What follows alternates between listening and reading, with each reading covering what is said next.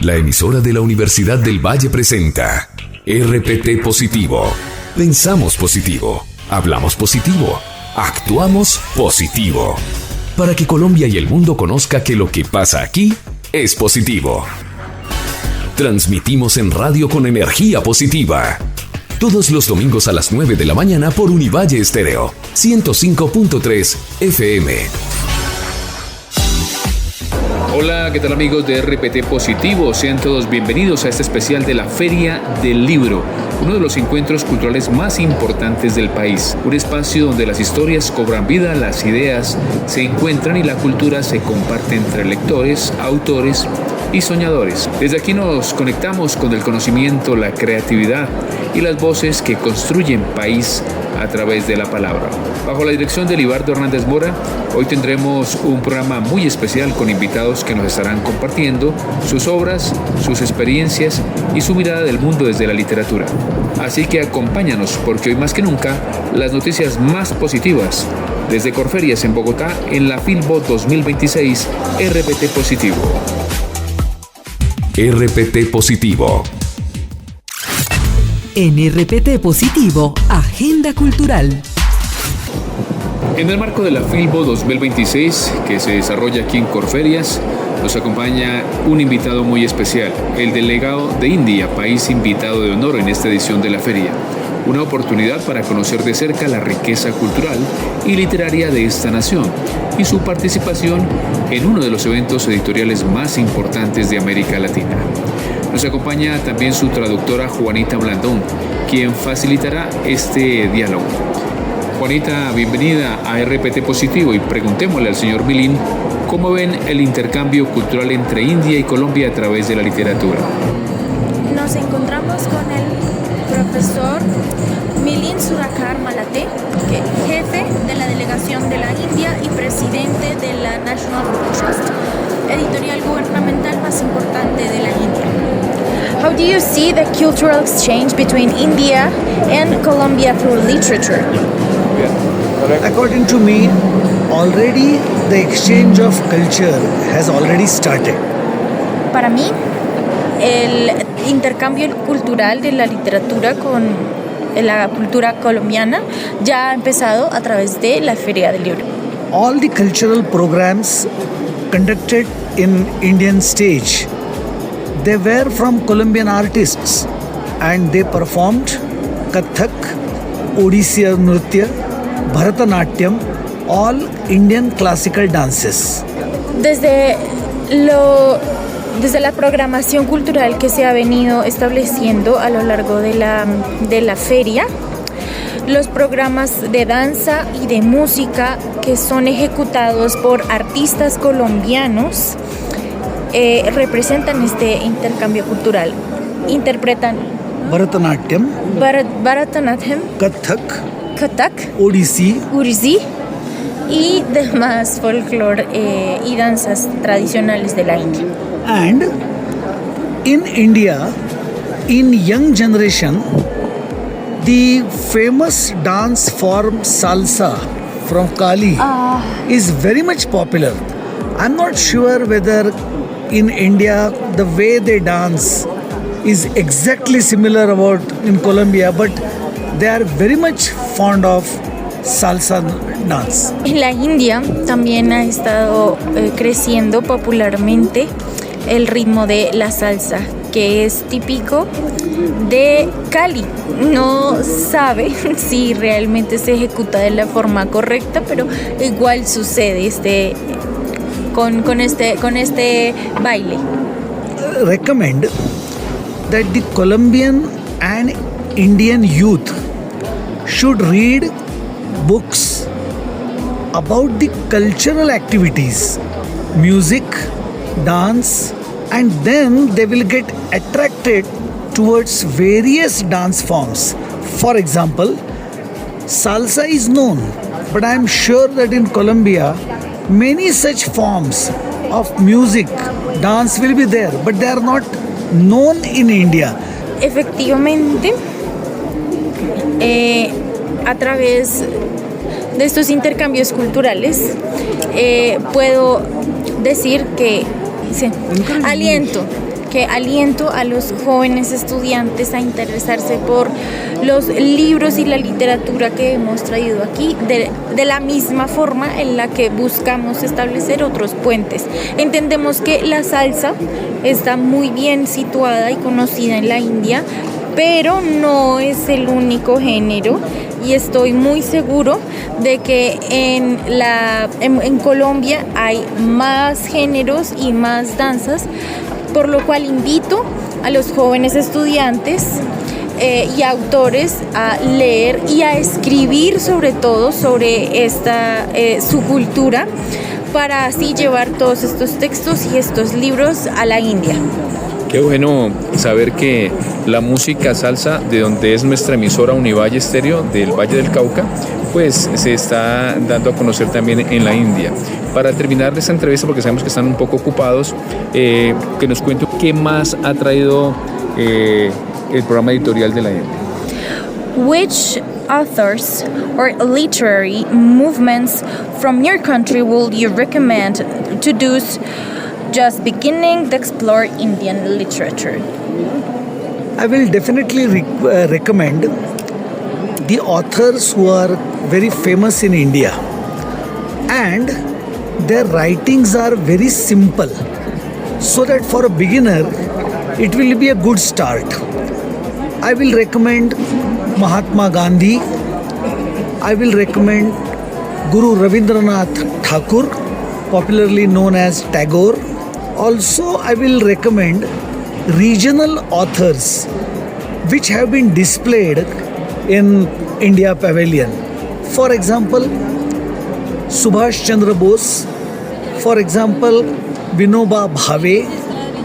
So, beginners can start reading the books of these authors because they have written it in a very simple format. Para aquellos que aún se están iniciando en este mundo, yo recomendaría dos principales autores que son muy famosos en la India. Aún así, sus textos y sus escritos están revelados de una forma muy simple. El primero es Mahatma Gandhi, mejor conocido como el padre de la nación, o Rabindranath Tagore. A su vez, también recomiendo escritores regionales como Vinoba Bhave, Subhash Chandra Bose. Subhash Chandra Bose. Exacto, libros. In addition to the authors, I will suggest that the beginner should start reading about yoga, meditation, mental well-being, because these topics are very close to the heart of a young generation across the world. We call these as self-help books. So after reading, they can start practicing on that and they will definitely get benefited. So in addition to the authors, they can identify the genre also and start reading according to the genre. Para los lectores jóvenes recomiendo empezar con tres temas principales: yoga, meditación y salud mental, porque están muy cerca al corazón y a los intereses de los jóvenes lectores que hoy día pues, queremos llegar. A su vez, una vez empiecen esta exploración, se van a dar cuenta que hay más en cada uno de los temas, y asimismo van a empezar a acrecentar su pasión por aprender más sobre ellos. Bueno, bienvenido a Colombia y que muchas gracias por esta entrevista que nos ha brindado.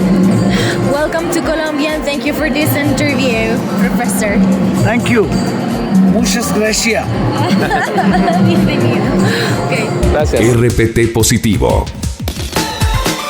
En RPT Positivo, el personaje de la semana.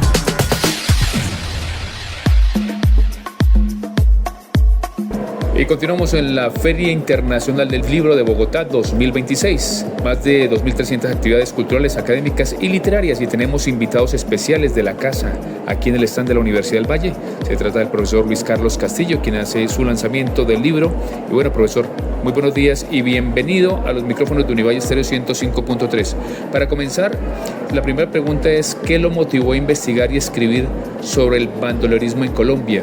¿Y qué enfoque propone su libro frente a este fenómeno histórico? Bueno, esta es una historia muy interesante, muy importante, y que tiene que ver tanto con los procesos de investigación en la Universidad del Valle, pero también con cierta historia de carácter personal, como lo comento en el libro, asociado con una vivencia muy especial que le acabo de comentar en el lanzamiento del libro. Y ese, cuando yo era un niño, mi madre me habló en algún momento.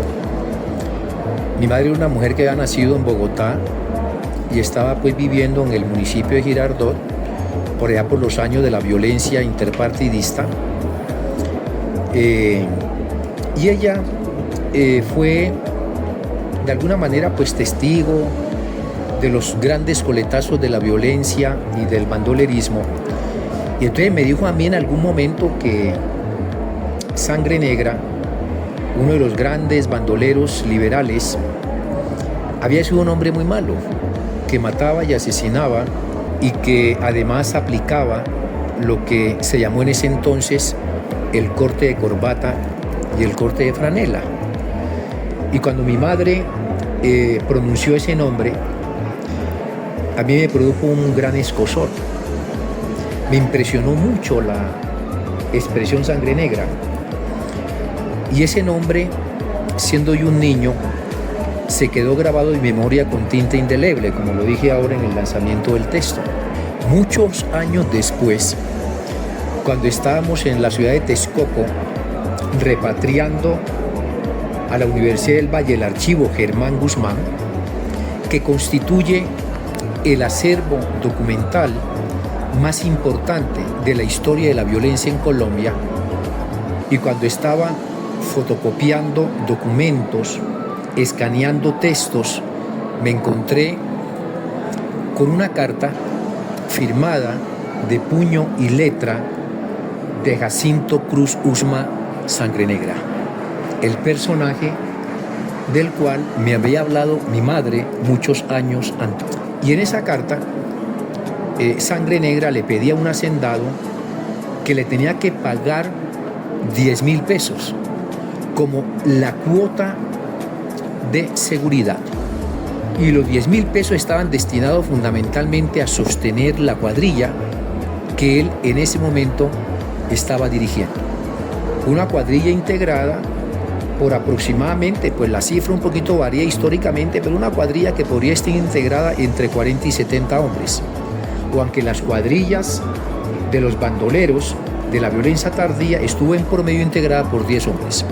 Entonces, recordando lo de mi madre, y con este archivo como acervo documental importantísimo de los estudios de la violencia, y al encontrarme toda una fuente documental del bandolerismo, pues me fui de la tarea con el profesor Alberto Valencia y con Francisco Ramírez, profesores de la Universidad del Valle, de encarar el estudio del bandolerismo en Colombia con base en el archivo Germán Guzmán. Aunque por supuesto han existido estudios anteriores muy importantes del bandolerismo, pero eran estudios muy relevantes del bandolerismo en Colombia, como el trabajo clásico del profesor Gonzalo Sánchez y Donny Mertens de Bandoleros, Campesinos y Gamonales, escrito en el año 1984, que es tal vez el texto más importante, históricamente y sociológicamente hablando, del bandolerismo. Pero esos estudios, a pesar de su gran importancia, no pudieron contar con la fuente documental tan relevante que constituye el archivo Germán Guzmán. Por lo tanto, yo pues que además nosotros somos de la generación realmente de impactados por la violencia, ¿no? y además en mis estudios de sociología, pues también me dediqué a estudiar aspectos de la violencia con los libros y la literatura clásica de ese momento, y al contar, por supuesto, con semejante acervo documental, y porque estos estudios tan importantes antes escritos no habían contado con este acervo documental, pues me dediqué a estudiar y a escribir este libro del bandolerismo en Colombia. Profesor, es un placer pues tenerlo en este espacio de Univalle Estéreo 105.3.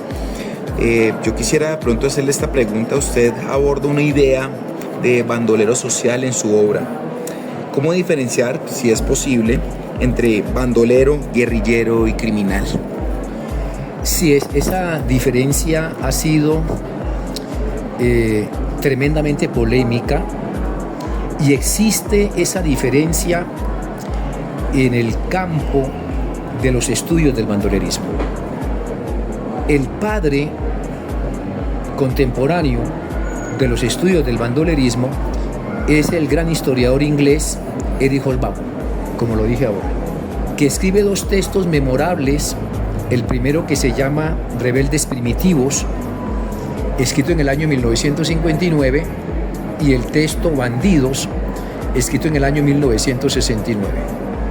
Él postula en esos dos libros, que son centrales en el campo de estudios del bandolerismo, que este es un fenómeno de carácter universal que surge en las sociedades agrarias y pastoriles, donde existe una profunda inequidad, profunda injusticia e inequitativa distribución de la tenencia de la tierra, que serían como los factores estructurales que originan el surgimiento de los bandoleros.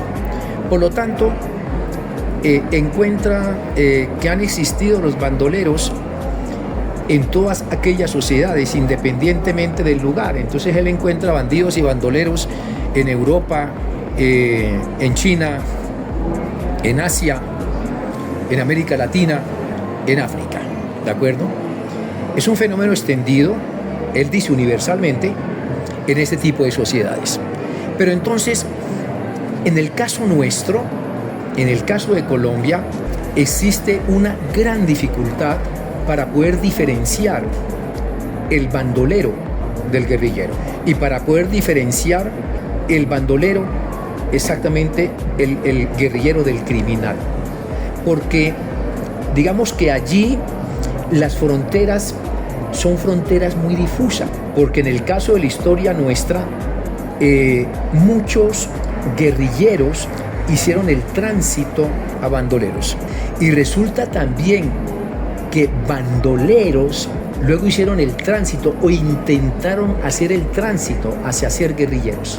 Es un fenómeno del bandolerismo en Colombia y del conflicto. Entonces, ¿cómo lograr diferenciar sociológicamente hablando el bandolero del guerrillero y el guerrillero del criminal? Es muy difícil establecer las diferencias, y eso es aún más difícil cuando en el campo del bandolerismo se presenta la siguiente circunstancia: el Estado no diferencia entre el bandolero y el guerrillero. Para el Estado, todo guerrillero es un bandolero, porque está por fuera de la ley, porque el guerrillero también mata y porque el guerrillero también asesina. Por lo tanto, el Estado lo considera un sujeto por fuera de la ley y no diferencia entre el bandolero y el guerrillero. Pero por otro lado, las comunidades campesinas en las cuales han surgido los bandoleros, por lo que explica el profesor Eric Hobsbawm, para ellos el bandolero no es ningún criminal. Para ellos el bandolero es un héroe que lucha por la justicia, y para ellos el bandolero los está representando en su lucha contra el Señor. Entonces, establecer las diferencias son complejísimas en el campo. Y algunos que han sido catalogados, por ejemplo, como bandoleros, pongamos el caso de Dumar Aljure, un gran guerrillero liberal de las guerrillas liberales de los llanos, que luego ha podido caer en la tipología de bandolero, haciendo el tránsito del guerrillero al bandolero, pero a pesar que algunos señalan que él se convirtió en un bandolero, otros señalan que fue un gran guerrillero que luchó por los principios liberales de los años 1940 y 1950.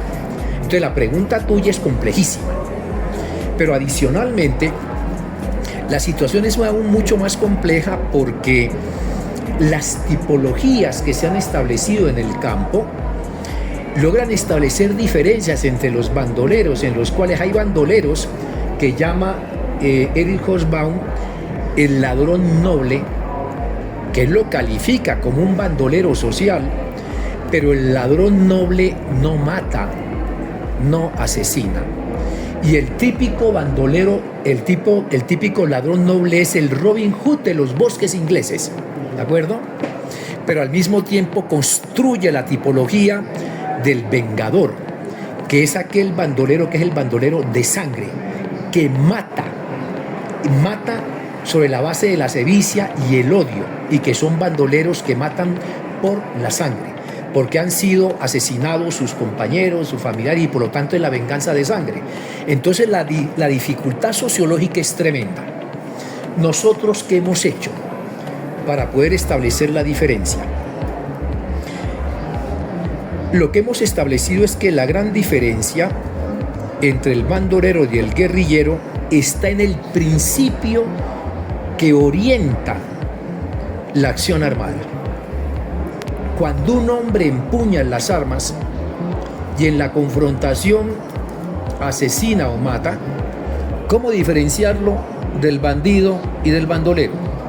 La diferencia está en el principio político.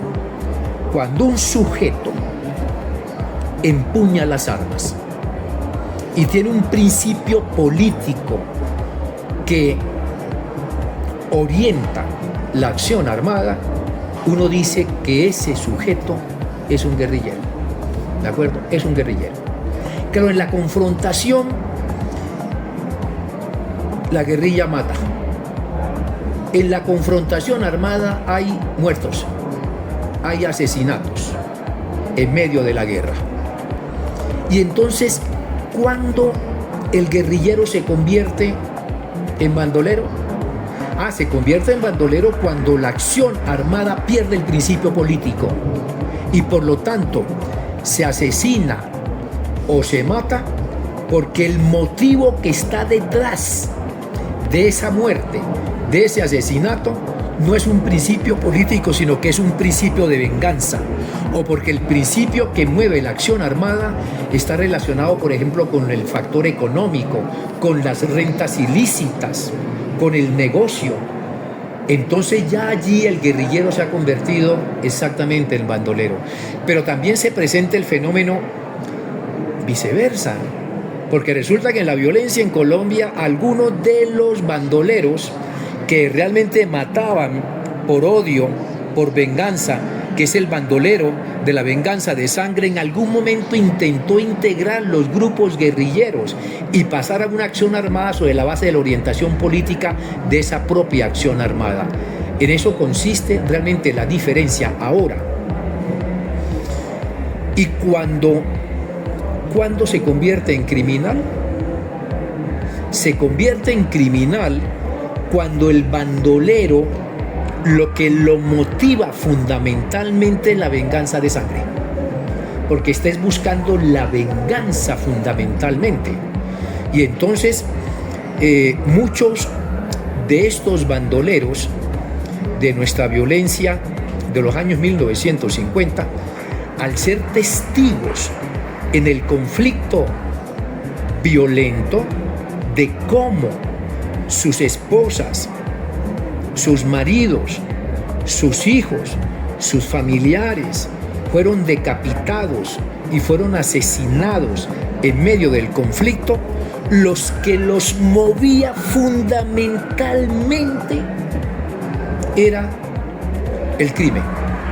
Por lo tanto, yo constituí la tipología que se llama bandolero criminal.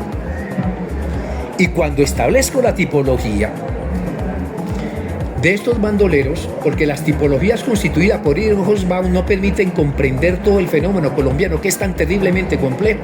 Entonces me tocó producir una nueva tipología, y la tipología es el bandolero criminal.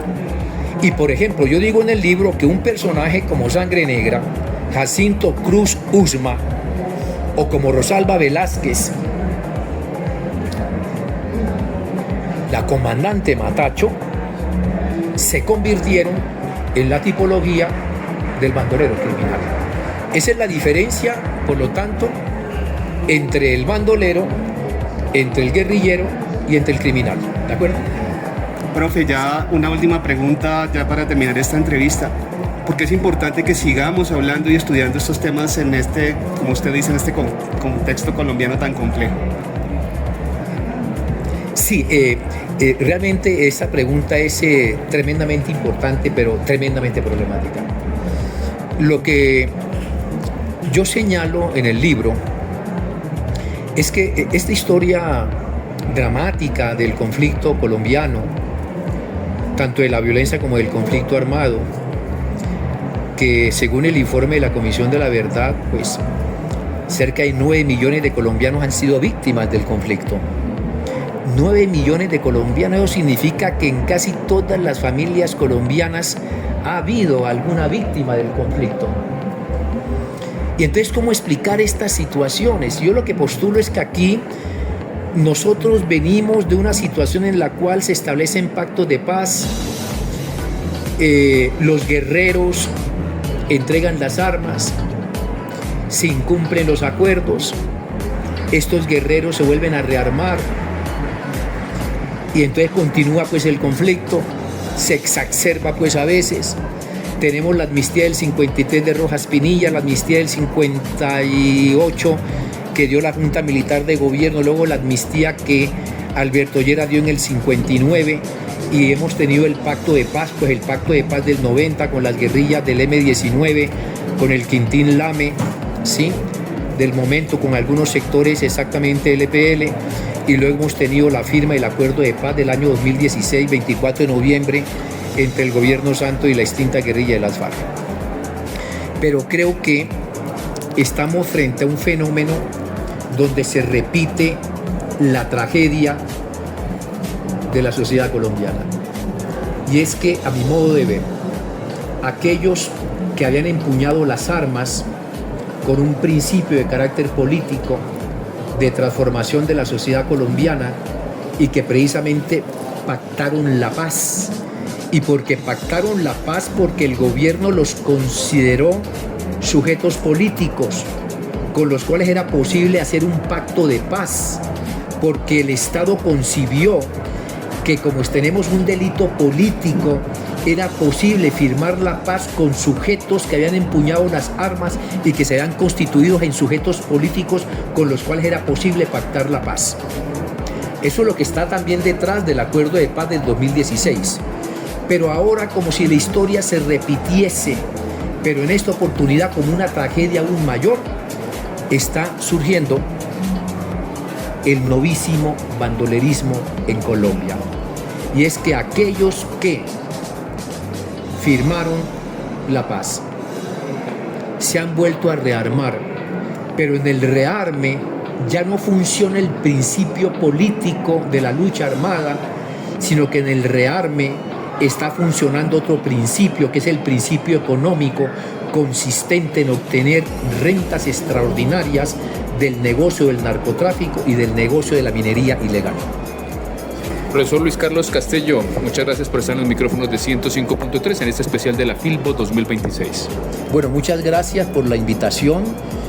A mí me parece extraordinario lo que está haciendo la Universidad del Valle, aquí presente en esta Feria Internacional del Libro, porque eso es una feria realmente la que aquí tenemos, cientos y miles de personas comprando libros. Yo ayer salí a las 10 de la noche y realmente en mí renació la esperanza, porque yo veía saliendo de la Filbo un río de gentes, un río de personas, y cada una de ellas iba con una bolsita y con unos libritos, es decir, la esperanza de la lectura de la sociedad colombiana. Y en mí renació la esperanza Y aquí está la Universidad del Valle con un stand extraordinario, bellísimo, lindísimo, vendiendo los libros, haciendo la promoción de los libros. Eso es una cosa supremamente importante para nuestra universidad, la presencia internacional, la presencia nacional, con los productos del pensamiento, el entendimiento, de la investigación, que son los libros que producimos los profesores de la Universidad del Valle. Además, felicitaciones por ello. Sí, gracias, profe. Y así llegamos al final de este especial de RPT Positivo en la Filbo 2026. Estuvimos con ustedes José Londoño, Edgar Cruz y quien les habla, Elier Hernández. Que tengan un resto de día muy feliz.